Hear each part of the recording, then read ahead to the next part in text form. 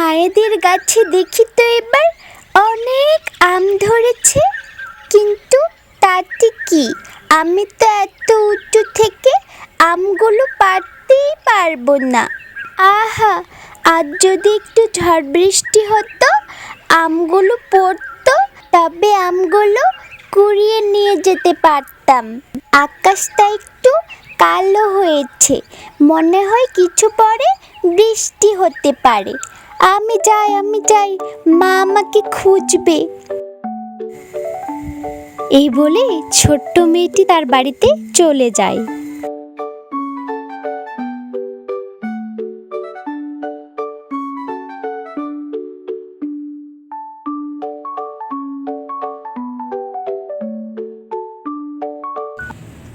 কি রে, এতক্ষণ কই ছিলি?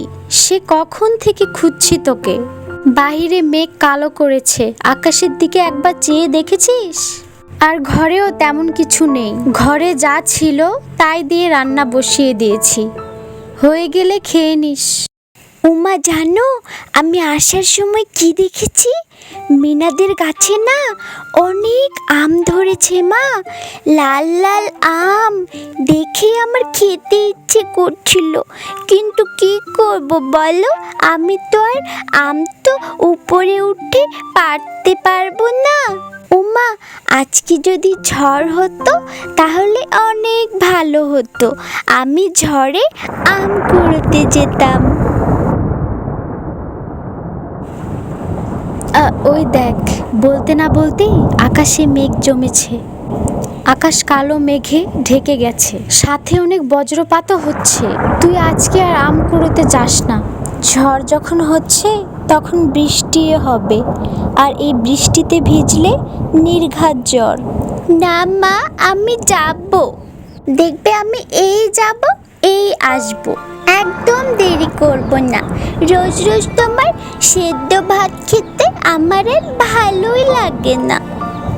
ও তো ঠিকই বলেছে, আজ কতদিন হয়ে গেল মেয়েটাকে একটু ভালো মন্দ কিছু খাওয়াতেও পারি না।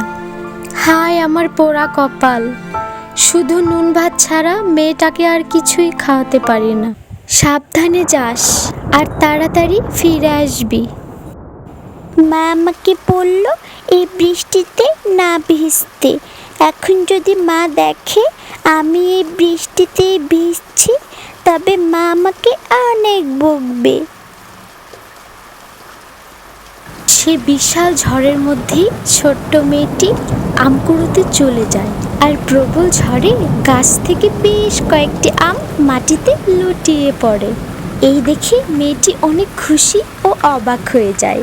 এবার ছোট্ট মেয়েটি একটি একটি করে সবগুলো আম কুড়িয়ে নিতে শুরু করলো।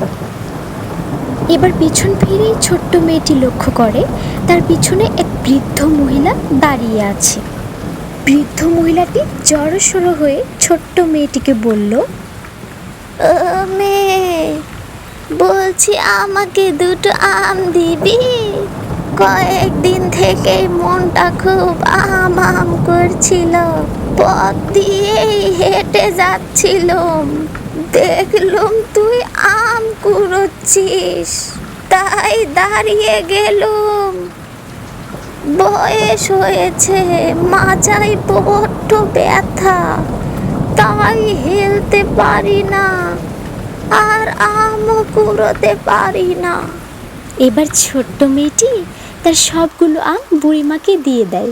ও বুড়িমা, এই সবগুলো আম তুমি নিয়ে যাও, তোমার যখন খেতে ইচ্ছে করবে তখনই খাবে। আমার মাজায় তো কোনো ব্যথা নেই বুড়িমা, আমি যখন তখন আম কুড়িয়ে খেতে পারবো, তুমি তো পারবে না। বুড়িটি এবার বুঝতে পারে ছোট্ট মেয়েটি অনেক সৎ। আবার বৃষ্টিও থেমে যায়। ও মেয়ে, তুই আমার সাথে আমার অচিন দেশে যাবি, ওখানে অনেক কিছু আছে, ওখানে গুপ্তধন আছে, গুপ্তধন, সোনা রূপো, টাকা পয়সা, সোনার মুদ্রা, তুই কি কি দেখবি বল, সব ওখানে আছে, তুই যাবি আমার সাথে।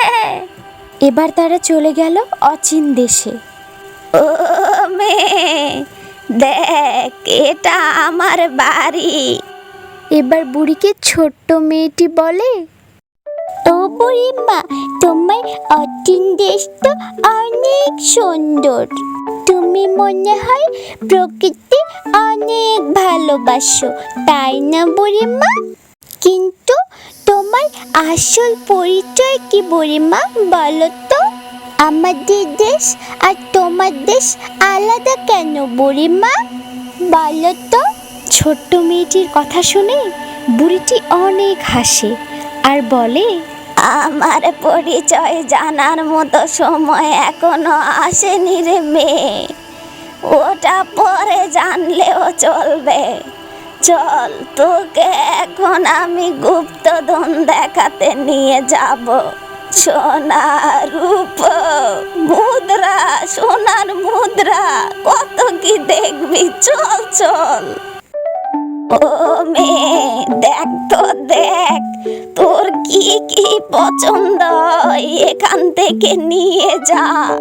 না গো বুড়িমা, আমি এসব কিছু নেব না গো, তোমার এসব তোমার কাছেই রাখো। মা আমাকে বলেছে কারোর থেকে কিছু না নিতে, মা আমাকে অনেক বকবে এসব নিয়ে গেলে। আমি এতক্ষণ তোর পরীক্ষা নিয়েছি রে মেয়ে, তোর মতো সৎ কাউকে আমি এত বছর ধরে খুঁজছিলাম। আজ এত বছর পর আমি আমার জাদু পাখিটি দেওয়ার উপযুক্ত মানুষ খুঁজে পেয়েছি রে মেয়ে। এবার বুড়িটি ছোট্ট মেয়েটিকে নিয়ে তার জাদু পাখির কাছে চলে যায়। ও মেয়ে, এটা হলো জাদু পাখি। এই পাখিকে তুই যা বলবি, এই পাখি তোকে তাই এনে দেবে। এই পাখিটি তুই নিয়ে যা। ও আমার জাদু পাখি, যা যা, এই ছোট্ট মেয়েটিকে নিয়ে ওর বাড়ি যা।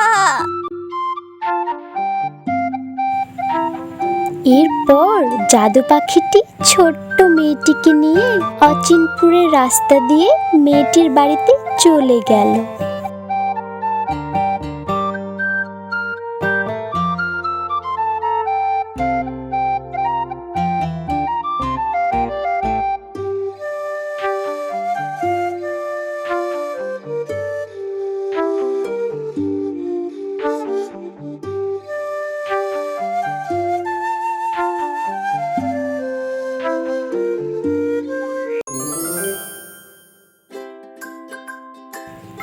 মা, মা, কোথায় তুমি? দেখো, আমি জাদু পাখি এনেছি, তাড়াতাড়ি ঘরে এসো।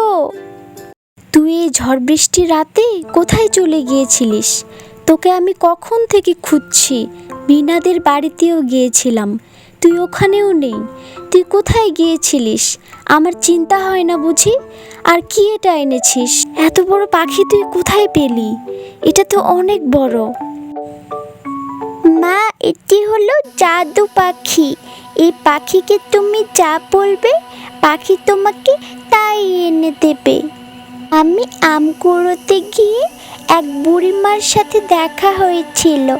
বুড়িমা আমাকে তার অচিনপুরে নিয়ে গেছিল, আর সেখানে গিয়ে আমাকে এই জাদু পাখিটা দিয়েছে মা। কি বলছিস এসব? তারপরও দেখি একবার, দে তো জাদু পাখি, আমাকে অনেক টাকা পয়সা, সোনা গয়না সব কিছু এনে দে দেখি। এসে যা দেখি, মালিকের মনে যা যা চাই সব কিছু এসে যা। আরে আরে আরে, একি সোনা দানা, টাকা পয়সা, মোহর, এ দেখি আমাদের ঘর ভরে গেছে। আমাদের আর কোনো কষ্ট থাকবে না, আমাদের আর কোনো অভাব থাকবে না। আমাদের সব কষ্ট, সব অভাব এবার দূর হয়ে যাবে। মেয়েটাকে ভালো মতো খাওয়াতে পারবো, পড়াতে পারবো, কি যে ভালো লাগছে। এভাবে ওদের সকল কষ্ট দূর হয়ে গেল। এজন্যই বলে, ভালো কাজ করলে ভালো ফল পাওয়া যায়।